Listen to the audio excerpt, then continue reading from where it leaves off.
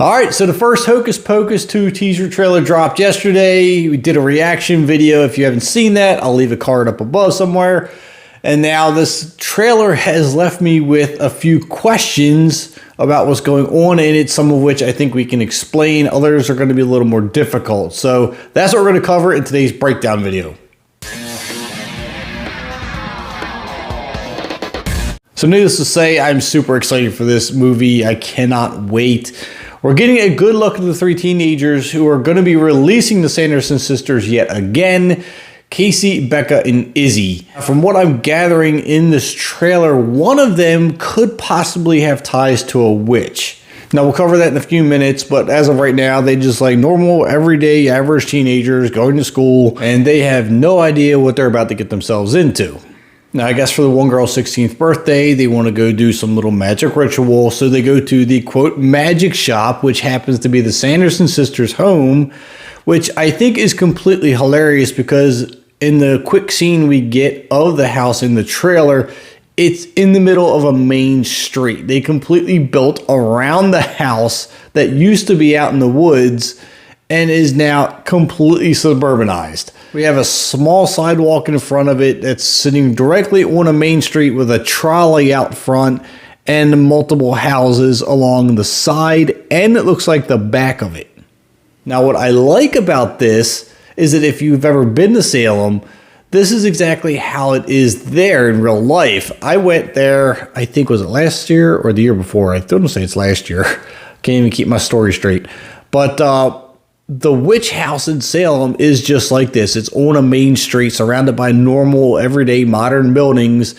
And I'm sure that thing's been sitting there for centuries. So I think this is a really cool way that they've incorporated the modern times with the way Salem really is laid out today. Now, of course, when they go in the shop, the first thing that pops up is a black cat on the table. Now, when I saw the trailer, I immediately went, holy crap, Binx is back. And then realized as soon as I said that Binx was released from his curse in the first film and his spirit went on with his sister's spirit. And that just tells you right away, this can't be Binx. This is probably just some random black cat that the shop owner has running around. But it was really cool, and it definitely did throw me for a loop as soon as I saw it, because I was like, holy crap, there's Binx. So unless they're going to throw some weird twist into the story and bring Binx back somehow, which I kind of hope doesn't happen because it's going to kind of screw with the whole releasing him from the curse thing, this is just going to be some random black cat wandering around the shop. Now, while they're talking to Gilbert, the shop owner, he's telling them how a witch can discover her powers on the 16th birthday, which is what this girl is celebrating. So with that being said, it makes you wonder if she does have ties to a witch. Now, there's a couple more things about this trailer that initially bother me, and two of the girls are out in the woods performing a spell with the black flame candle, which I have no idea where they got it from. Could they have got it from the gift shop? If so, why is the gift shop owner giving them the black flame candle if he knows the lore behind it? If he didn't give it to them, where did they get it? It's not something that you would initially think was just going to be left out in the open again like it was last time. Now, as they're reciting this spell, all of the books on the shelf start to shake and move, and one of them starts to wake up. Now, these are all appearing to be replica books or prop books that the shop is selling.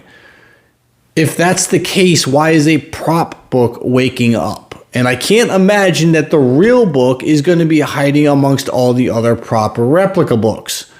Something doesn't seem right here. Now, the real book, I would assume, just like the black flame candle, would be kept very securely, right? I mean, why would you leave the real book out? And even if you did, wouldn't you keep it, say, encased and separate from the replica books to say, look, here's the real one? You can buy a replica here. That would make the most sense to me. The prop book shouldn't be waking up, and the real book shouldn't be with the prop books. Now, in the beginning of the trailer, during this ritual, they're sitting there lighting the candle. And I guess we're to presume nothing happens right away. I don't get it. Unless their time frame of this trailer is very mixed up from what actually happens in the movie, the first thing you see is them light the candle. and then rehearse the spell. But then as they're rehearsing the spell, the candle's not lit. It then lights itself, and it's a black flame. So I'm really confused. She lit the candle, nothing happened. She's rehearsing the spell without the lit candle, and then it lights itself. Then, of course, we have the tombstone with Billy Butcherson's name on it. I'm very excited for his return as well. He is a hilarious character. I loved him in the first one. We might even get a backstory on him. I don't know. At least I'm hoping so. We're getting a backstory on the sisters. Hopefully he's incorporated on all this because we know Winifred and him had a thing. So I'm hoping that this all comes to tie in together. Then we see the shovel land in the dirt in front of the tombstone. So who's going to be digging Billy up? Or maybe that's just kind of random that, you know, a grave robber or maybe someone who works at the graveyard is digging another grave and throws the shovel down, and that just happens to be where it lands. Now, at the end of the trailer, we see the three sisters wandering around Salem's Scare Festival. Now, we've seen this in a lot of behind-the-scenes photos and clips and a lot of other videos that we've gotten from Hocus Pocus Guide on Instagram. Again, thank you so much for all of those. And they're just kind of mixing in with the rest of the crowd, much like they did in the first one. A lot of people, especially adults, aren't really going to expect the real Sanderson sisters to be walking down the street. So they can just wander in freely and nobody would really pay much mind.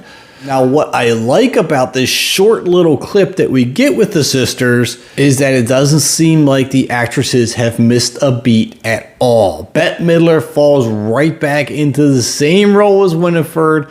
I get the same feel. She's got the same tone in her voice, and just the physical presence of Sarah Jessica Parker and Kathy Najimy. Their acting is right on point. I feel like they pulled them right out of the first and dropped them into the second after all these years and never missed a beat. So leave your thoughts on any of these points I've made about the trailer, some of the things that can be explained, other things that can't. Maybe we'll find out some in the next trailer we get, or maybe you've even found something in the trailer that I overlooked. Definitely bring that up down in the comments on your way out. Don't forget to drop a like on the video for me. Hit that subscribe button if you haven't already. I'm Kevin, and I'll see you at the concession stands.